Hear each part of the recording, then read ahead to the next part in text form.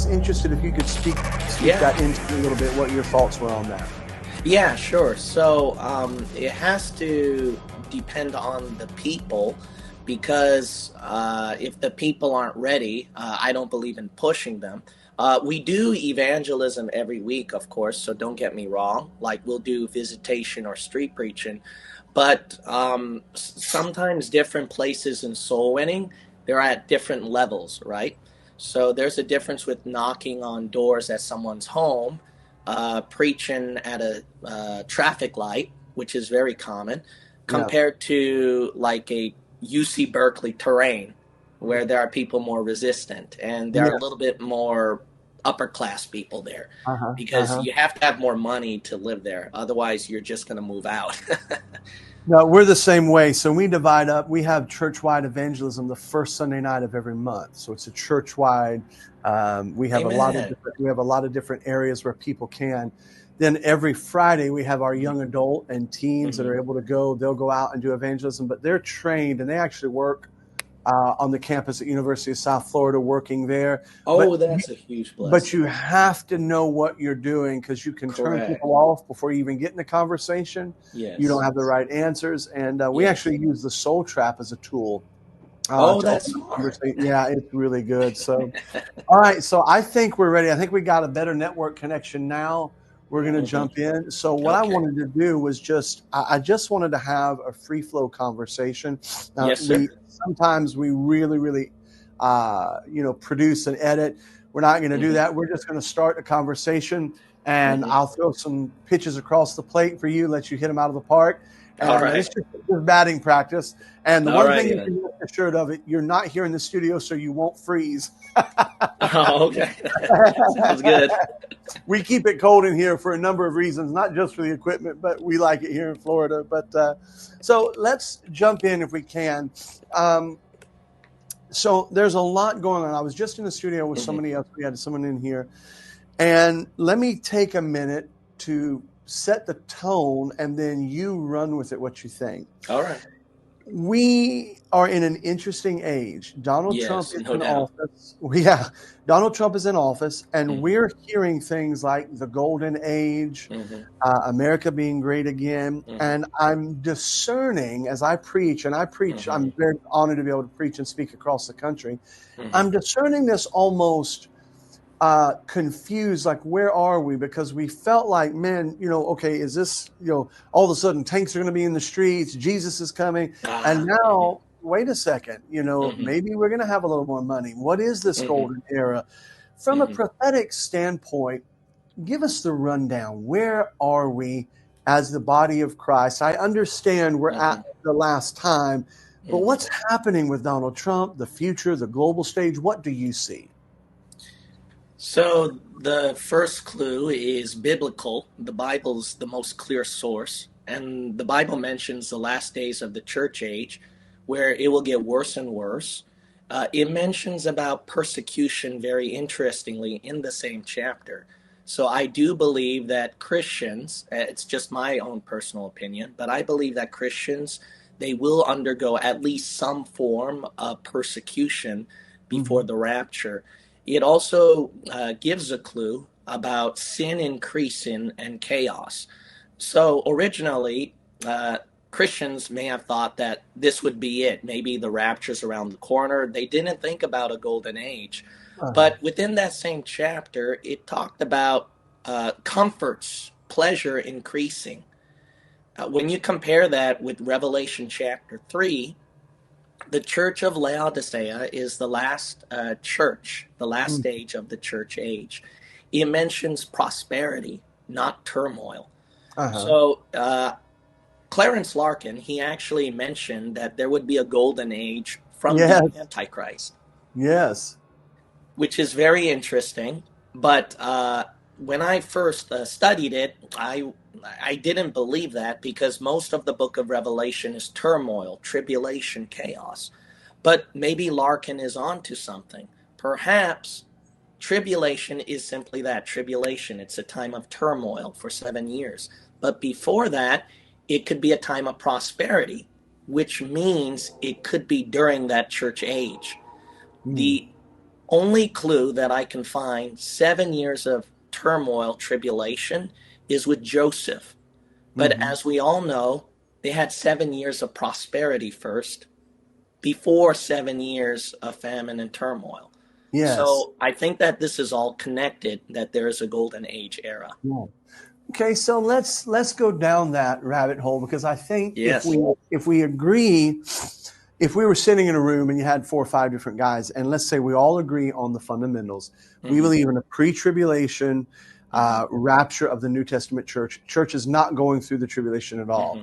But there are some that make a good argument that say, wait a second, Christ, Daniel's 70th week is actually split. Yeah. The first 3.5 years, Christ fulfilled. The second 3.5 years is tribulation, 42 months, Job, on and on. And that there will be a window of however many years, whether you want to say 7 or whatever it may, between the rapture and the start of the Great Tribulation. And that's where you would see this development of, prosperity, peace, and then ultimately this man of sin come in. We've talked about 7. We talked about Larkin. What are your thoughts on that? And I'm not asking you to degrade anybody else. I'm just saying generally, what are your thoughts? Because I know you study a lot of these things. What do you think about something like that? Is it feasible? Is it speculative? What are your thoughts?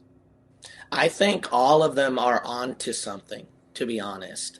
Those who are believing in the fundamentals of a pre-tribulation dispensational format, I think that all of them are onto something. Usually when I come from higher ed, scholars don't simply say that Socrates was stupid or wrong, even though he said a lot of wrong stuff.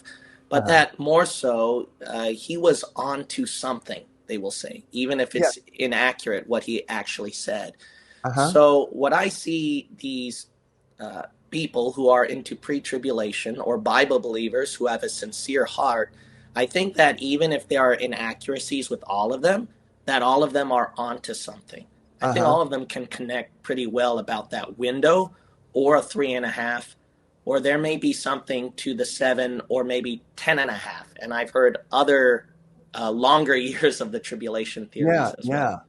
Well, I think you're exactly right. And I just said this to somebody the other day we were talking to.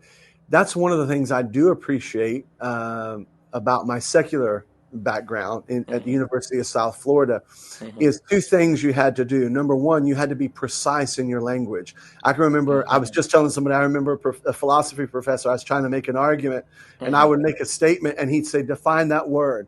And then I'd make another statement. He said, no, define what you mean there. What do you mean? The second thing that came out is that you can be on the trail, even though they would talk about that all the time. I remember, Cicero and other writers, Stoic writers. I was studying the Roman Republic and things, and they're like, "Hey, they're onto something here, even though it might not be a culmination." It does feel like that I do think that there's going to be persecution, but I wonder, is it possible, brother, that at the end time you can have persecution and prosperity running at the same time, right before the rapture? Do you think that's a possibility? I think that can be possible. There's got to be some historic instances that did happen. But I do know when history repeats itself, so it'll be a time of persecution, prosperity, because for people to be prosperous, and we only have a limited amount of resources, right? You always need someone to blame. I know that.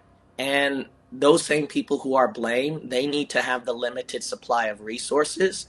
That way, the other people, they can enjoy the rest of the resources, whereas those that are persecuted cannot.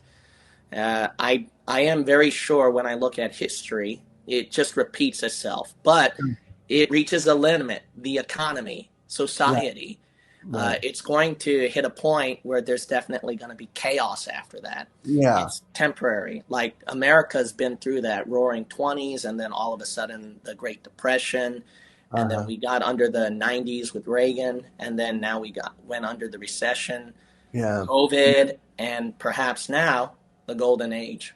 Yeah, it's interesting. There's a writer who is a very famous UFOologist by the name of Jacques Vallée. And I'm paraphrasing what he said in one of his journals, but he said, we're quickly reaching the point where global humanism has nowhere else to look but up. And that the new religion globally that will tie, I'm paraphrasing big time here, Yes, so this yes, is not citation, of but he said course. basically what will tie everything together is some kind of return of the people from the stars. Now, he was writing interdimensionally, this and that. Do you think it's possible prior to the flood, prior to the rapture, that we could see a return of the sons of God, an angelic incursion? Do you think we could see something like that that would be very delusional for the world and would actually put the church in the first time in history where we've had to, me, or an angel from heaven preach any other gospel, let him be accursed? Do you think we could be in a situation like that down the road? Oh, that is very interesting.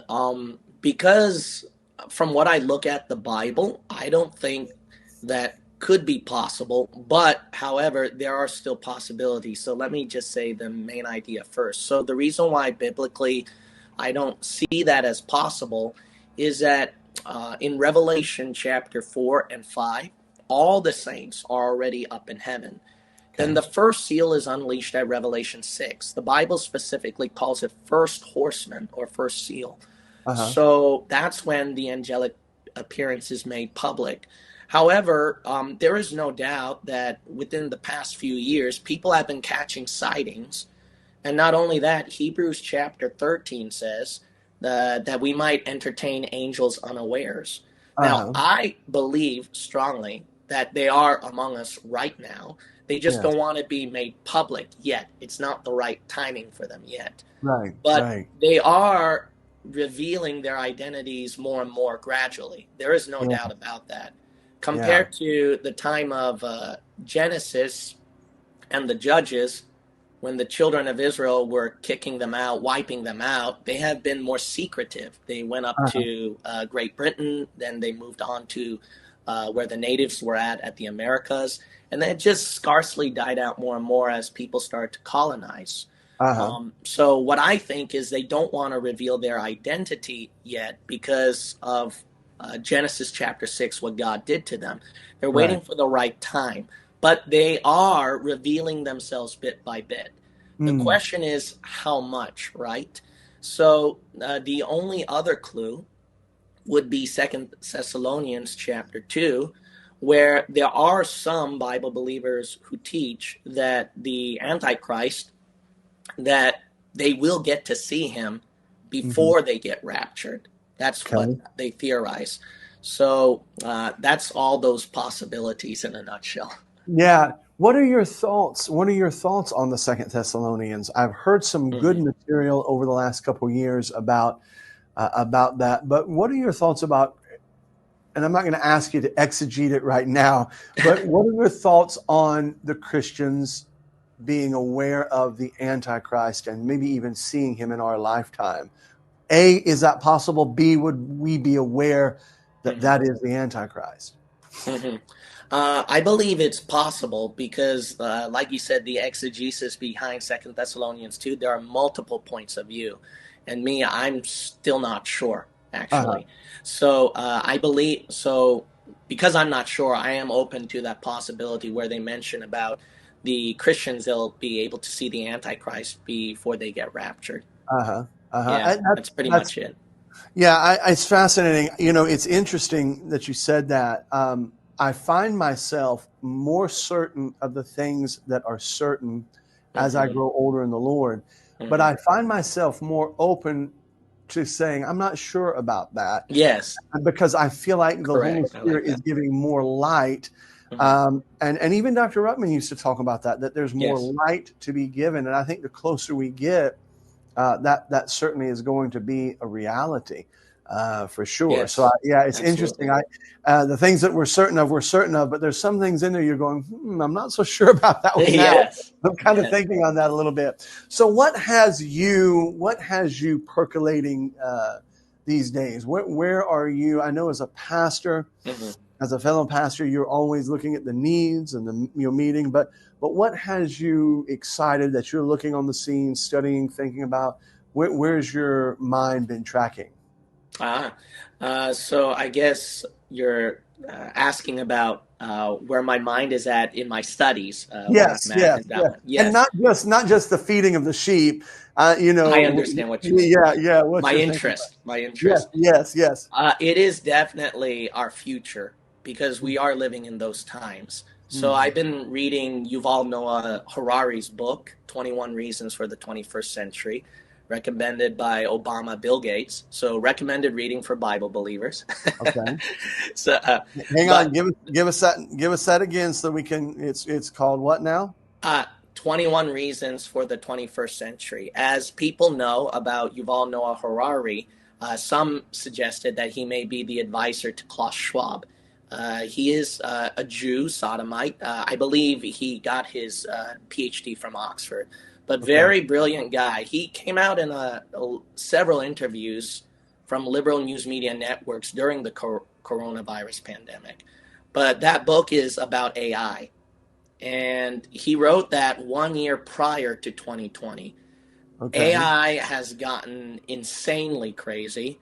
Because our ministry is focused on tech, there are some things inevitable that we do have to come across with AI. Yeah.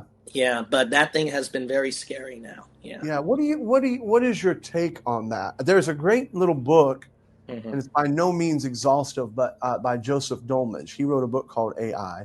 Ah. Mm-hmm. And I'm not sure if I know you would probably read, but Ray Kurzweil, if you've Mm-hmm. ever read, he wrote a book years ago that I came Mm-hmm. across called The Point of Singularity. He was actually worked for Google, and he was talking about Mm-hmm. transhumanism and the connection between AI. He wasn't exactly using that word, but it Mm-hmm. was probably 15, 20 years ago. What's your take on AI? Where do you think that's going, and what should Christians be aware of with that in the near future? Yes, so with AI, I believe it's going to take over our free will. That's what I believe. And I believe the Antichrist is going to use that AI where he can be able to damn them body, soul, and spirit so that Talk he to me can about try to that. impair their free will. Okay, flesh that out for me. Can you do that? What?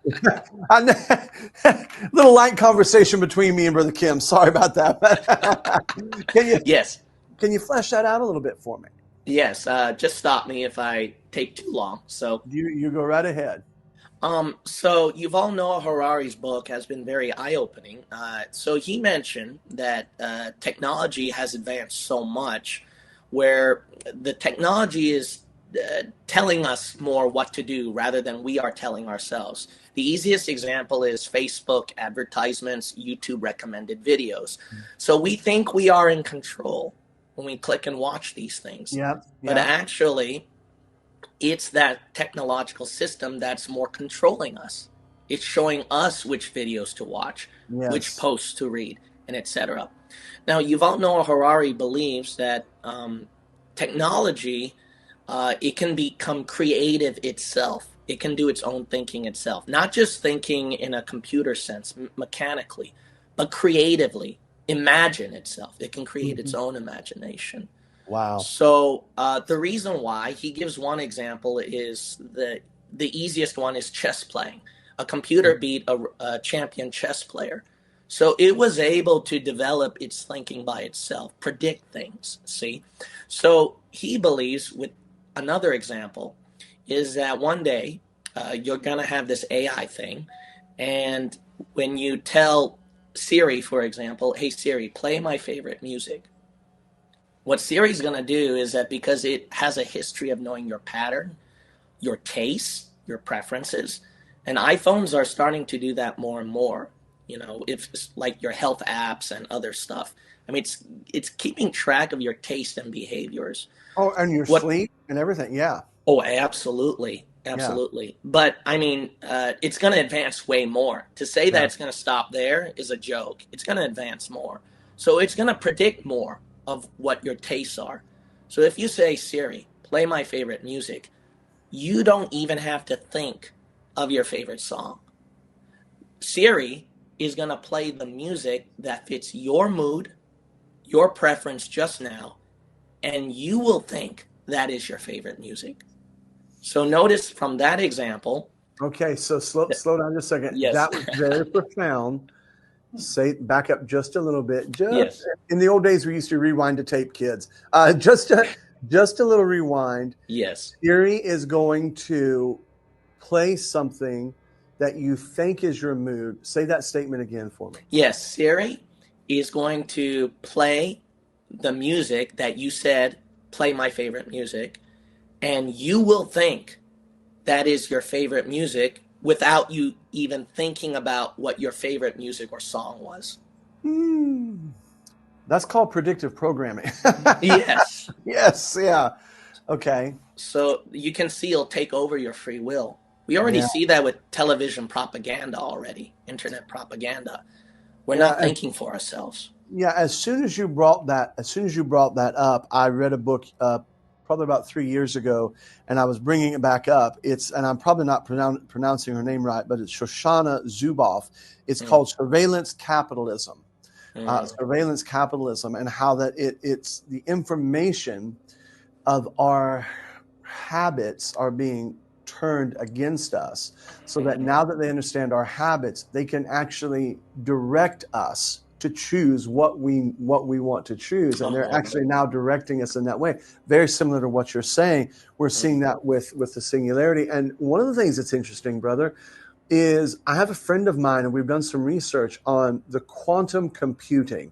That is, Google is fighting for that. They're wrestling to get to that quantum computing. Yes, I've heard about that. Level where then it's off the charts. So what does that look like? Obviously, we're not going through the tribulation period.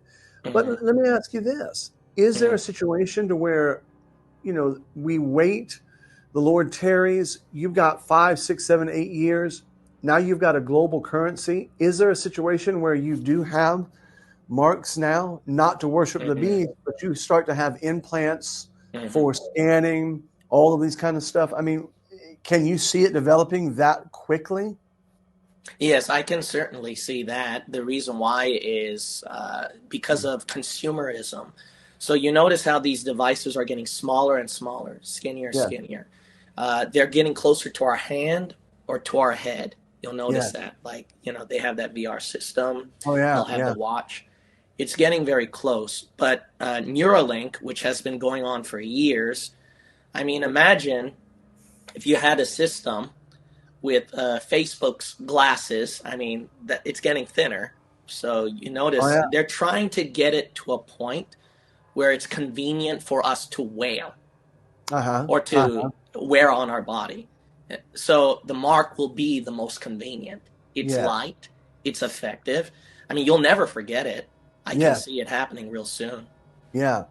Okay. So would we be, as a Christian, in Revelation 13, my understanding of that text in its strictest sense is that it is orbiting, worshiping the beast, the antichrist. You're taking that mark as that, and the image specifically. Yes. The question then becomes, if you get an implant, are you taking the mark of the beast, or does the beast have to be present for it to be there? Do you see what I'm getting at? Yes, I understand what you're saying. Okay. What are your thoughts on that? Yeah, that's a very good question. So because of the Bible, that helps clear out and filter a lot of complexities and questions. So because we believe in a pre-tribulation rapture, and because it is impossible for a saved believer in his dispensation to contradict with the dispensation of the tribulation dispensation is very clear. Revelation 14, you keep the commandments and the faith of Jesus. But it said, here is the patience of the saints. When it said here, the previous verse is talking about those who took the mark of the beast, and the smoke of their torment ascendeth up forever and ever. Yes. So that verse points out, which gives assurance, which I believe in, is that dispensation has a different salvation, which cannot be Christian.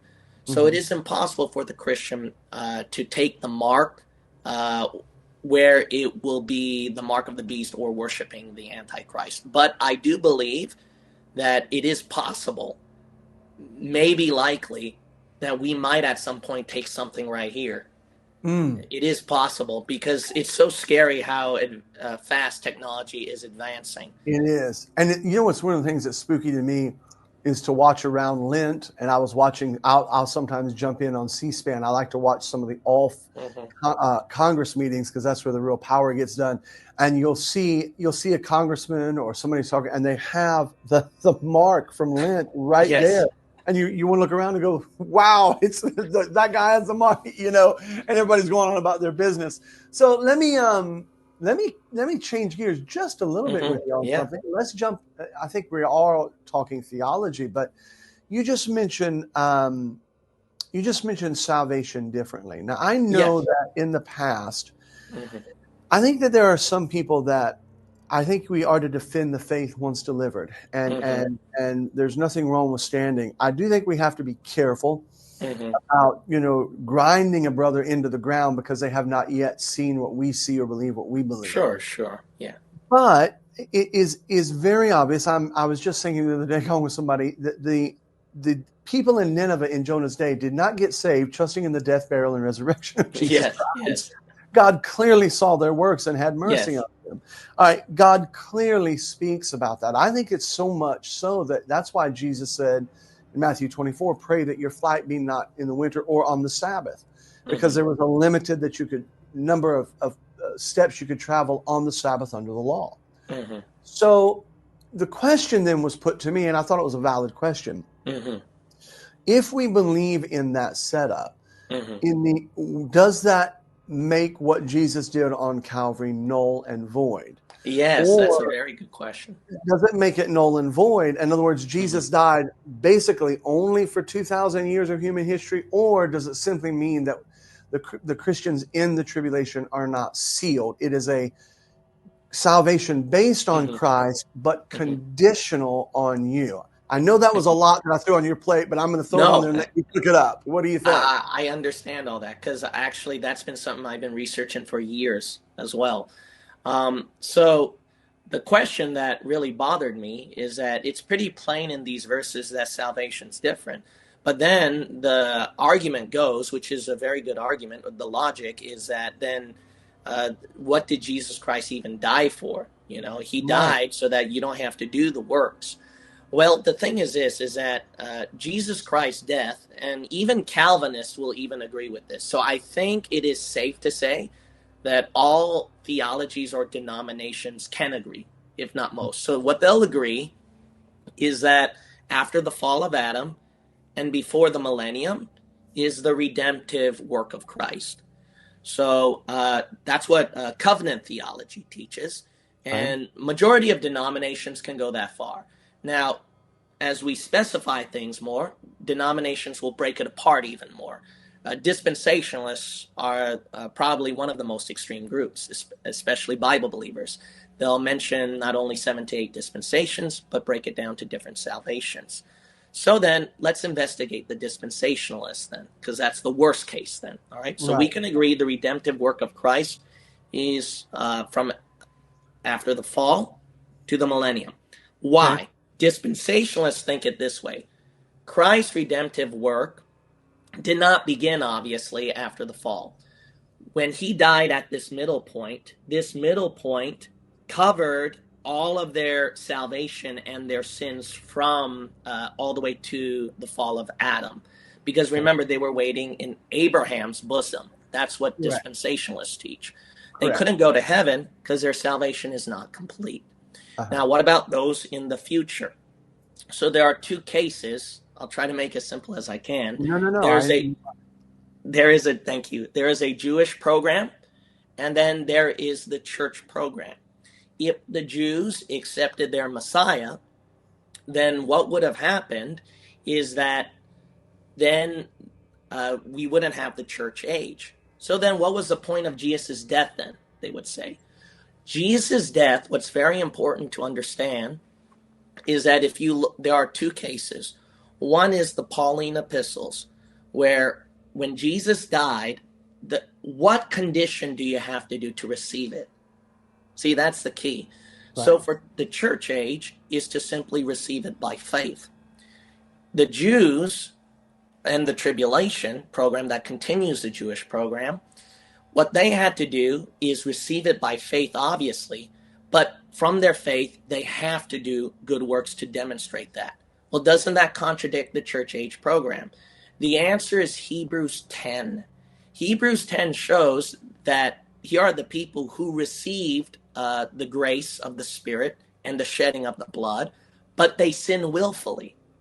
And then they trample on the blood of Christ.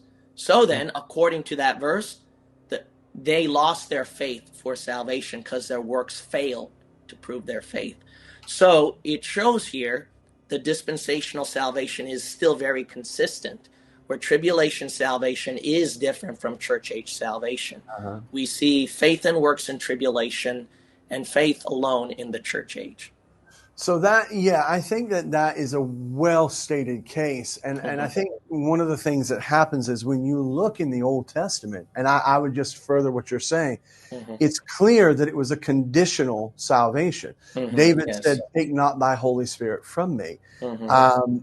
When you get into the tribulation, I think it's a conditional salvation as well. So I think that there's a difference. In fact, a friend of mine and I were just talking. There's a difference between merit and condition. If you were in town and I said, Brother Kim, we want you to come over to our house and have supper, but to come over, you have to do 25 jumping jacks. That doesn't mean you've earned the right to come. It was an offer. It does mean the condition for enjoying that offer was set at 25 jumping jacks.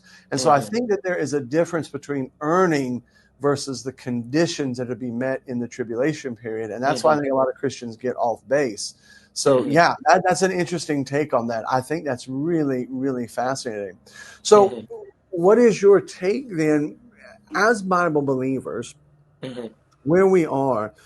What do you see on the horizon of Christianity? Let's delve into that just a little bit. As you look out across the horizon of Christianity, and let's narrow that down because that's a broad swath. But for Bible believers, where do you think we're doing good?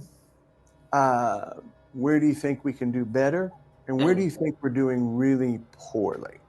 What are your thoughts on those? So I think our problem as Bible believers is that we got the King James Bible as the final authority, and we're studious. We want to get into truth. We had very good foundations laid out from our predecessors, from the Bible believers, who came from independent fundamental Baptists. So we had a very good history. It should progress. But unfortunately, our problem is that I think it's the problem with every historical timeline, is that there's some extreme that we don't like that makes us go to the other extreme. Okay. So, yeah, that's why there's always a new movement, a new crowd, or a new civilization. That's one thing I noticed. So in our case as Bible believers, I think that it is two cases. Either it's a right doctrine, and we're studying the Bible, but we turn out to have a wrong spirit. The other group is that they're disgusted by the wrong spirit of Bible believers, so then they water down the doctrine. John 4 is the theme verse that I use for our revival meeting for all Bible-believing churches when they come, because I want them to know this. John 4 says that the true worshipers, Jesus said, will be those who worship him in spirit and in truth. That is crucial, the right spirit and truth. So it'll keep the singing and emotions at the right balance, soul winning at the right balance, how you treat members at the right balance and not compromising doctrine at the right balance, how you dress and everything. All these standards will be in balance. Yeah, I think you're so true. I think there are two, complementary pieces. There is being right and there is being righteous. I've known a lot of guys that are right, but there doesn't seem to be a righteous spirit about them. Yes. On the other side, I know some people that are profoundly righteous in the sense of kind, bearing fruit, but yet they're wrong. I mean, they're wrong about things. And so I don't think it's an either or. I think it's a both and. And that's one of the reasons why we wrote that book, The Little Big Church, as we travel around. Nice. One thing I think I see is, and maybe you can speak to this, is it's not spiritual to be locked in the 70s and 80s. And And I think sometimes, having a clean building, the lights working, the bathrooms painted and fresh, being normal is not unspiritual. And I think sometimes there's this abnormal, we're trying to be abnormal. And it's like, we don't need to do that, man. We need to be winning people to us and not making it as difficult as possible to get over that. What are your thoughts on something like that? I am in full agreement. Unfortunately, there can be a good number of Bible believers who don't understand that. And I think it's because we're so much into Bible and into right doctrine. And then, if the people don't come to church, that's on them. But we've got to understand that Jesus, when he came on the earth, he understood people where they were at as well. That's why Hebrews 4, we can get that beautiful passage that Christ feeleth our infirmities. Yes. So I think as Bible believers, we don't mean to, but we're losing the charity spirit. But maybe the more accurate word is empathy. So empathy. I agree. I think that's one of the things, like I said, I think, yes, empathy, that's the word that we're looking for. I love the passage in 1 Corinthians where Paul says, what do you have that you didn't receive? Yes. Nobody was born a King James Bible believer. No. Nobody was born a dispensationalist. Somebody had to teach you that. No. And so, I think about sometimes we're quick, and I get it, we're quick to jump, and I do it the same way. I can get wound up like anybody else. Yeah. But we jump on the fundamentalist brethren, this and that. But man, if we could win them, I think that would be better than necessarily being accusatorial to them, and sure, of course. So what about some books? I don't want to, we all have different ones that we read that are just for the pastor's study, but what about some books, some reading? What are some things that you've been reading lately that you're like, man, this is maybe off the reservation, but that you're enjoying, things that maybe are outside the norm, but are giving you some insights. What have you been reading lately that's been spurring you? Oh, that was a fun question. I'm going to use that on others next time. That was very smart of you to ask that question, because I want to ask you that one. Yes. I'll give you some on the record, and then I'll give you the ones off the record. All right. In my case, so I was reading Paul Cooper's Fall of Civilization. Okay. So that has been fascinating. I did my first Sunday school study actually on that. But I've been reading that for months. Yuval Noah Harari's book, I did finish that. I aim to read more. I am trying to read now more books related to the ministry. So obviously yours is the must that I want to read. And then I will send it to you. I will send you. Oh, that's kind of you. Thank you. I will send you a signed copy for sure. Absolutely. Thank you. Yeah. So the ministry books are something that I do want to spend more time often because, like you said, I am very pastor-minded. Yeah. So most of my time is spent on the ministry. I do want to compare that with Dr. Upman's local church book. That has been incredibly helpful, as well as Peacock's book about man, message, and I think I forgot the title. Man, the message, and the ministry. Yeah. Ministry. Yes, I thought that was the case. Yeah. I'm sorry. Go ahead. Oh, yeah. So I would like to, when I read the other books, coincide with those two books. Those two books have been my go-to. Yeah. And then see some things that I can improve on in my ministry. Yeah. Other books to read. So I am reading philosophy books and theology books. I am into apologetics. There are several now on my shelf already, but one of them I'm reading Lycona's book on the resurrection of Jesus. That's probably the most complicated defense of the resurrection of Christ. And then I'm sorry, what was his name? What was that name again? Michael Lycona. It's called The Resurrection of Jesus, actually. Okay. Gary Habermas is the most famous guy for that one. But Lycona is more detailed. He's more deep. Okay. Yeah. So that's interesting that you say that. One of the things that was interesting about, I went to Bible school for one semester and then got out of there. That was just not for me. But I actually studied years ago, and I'm not being interviewed, so it doesn't matter, but Mm-hmm. I came across Dr. Ruckman, and then I had the honor of reading. I got all his books, and I Amen. Praise read the all of Lord. his commentaries, Mm-hmm. went through that. But one of the things with being at USF and those kind of things, I tend to read a lot of different books, but then filter them into Christianity. Mm-hmm. I enjoy that very much. Yes, same here. History is my major, and with a minor in philosophical studies is what it was, and I was going to track that way, keep going that way. Nice. Jonathan Frame has a great compendium. It's called The History of Western Philosophy. And he breaks down all the different major philosophies in chapter bites. I almost have thought about teaching it on a Sunday night series from a biblical perspective. Very fascinating, in that study. But it's interesting, the reading like that. I think it's good for pastors to read a variety. I know this is going to sound irreverent, but I think if we're not careful, we can overread the Bible. In other words, you're just every word, you got to catch your breath and take in a little bit more, balance yourself out about I'm in that. full agreement. Yeah. I'm in full agreement. I think that goes back to what we talked about, what I talked about some Bible believers getting off balance, because they're just so much into Bible, they're not thinking about some common sense things in life that they could do. Yeah. Or how the Bible is relating to those common sense things. Yeah.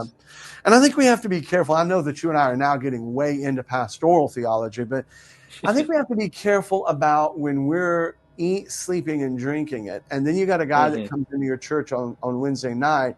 Yes. He's been up since 5. He's driven his truck all day. And you want to do a 42-week series on the book of Leviticus and the sacrifices connected. And it's like, man, there's a time and a place for that. But that guy's dying out there, They're like, what's wrong with you, you unspiritual guy? Don't you appreciate it? He's like, I would have, but I've been up 12 hours, I think there has to be a balance with that. And sometimes less is more, less is more. Absolutely. So what's on the horizon? Now, tell us a little bit about your book. I haven't had a chance to really, in this conversation, talk a great deal about that. I know that we have well, just tell us about your books, what each one is about, and where somebody could go to get those. I see. So the one that's common knowledge that people can see in the public is Amazing Dispensationalism, from Genesis to Revelation. So it's a small booklet, very easy reading. I think you could finish it in 2 hours, maybe. It's possible. So that is intended for beginners or people where we give it to even new converts, and it becomes very eye-opening for them. It does. I do know that the video that I based that booklet off of has gotten a lot of people to become Bible believers. It's been very helpful. So dispensationalism is very important, which can open the doors to your growth afterwards. Yes. The other book, I don't think it's no longer published, but it's from the bookstore. It's called Ruckmanism Ruckus. That was when I wrote it when I was 18 that time. So it was published maybe 2011. Okay. So maybe I was 21 when it started to get published. That one is a defense of my mentor, because I was raised independent fundamental Baptist, my father as well. My father would have been one of the big pinnacles in the Korean IFB movement, but someone gave him Ruckman's book, and that ruined his life forever. So he became a Bible believer. But me and him in California, during that time, before West Coast Baptist College was big, it was Pacific Coast Baptist College. I remember. So the Baptist Bible Fellowship had a very strong presence. Now it's switched more to, I think, a Paul Chappell or a Jack Hyles kind of environment in California. But during that time, it was strongly BBF. So my father, during his fellowships, he always bumped across these issues where people had issues with Ruckman. And then it affected our people.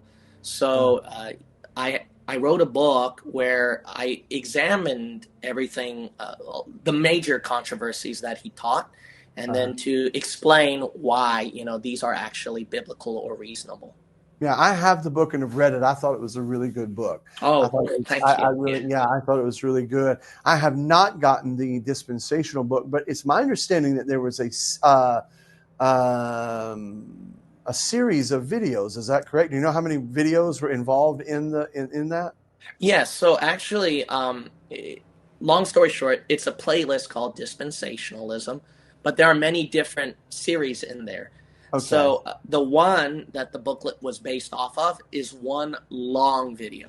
So it's a Okay. long video, and it's the same title: Amazing Dispensational Truth from Genesis to Revelation. Okay.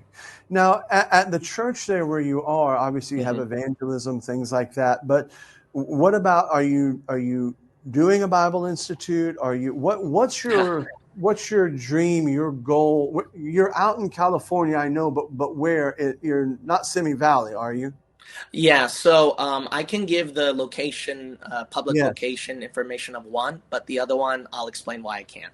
No, So that's we okay. are in two locations, Silicon Valley and San Francisco Bay Area. The That's one, which you can find on Google if you type our church information, is in the city of Santa Clara on okay. Lafayette Street. Yeah, we're renting from one of the buildings over there.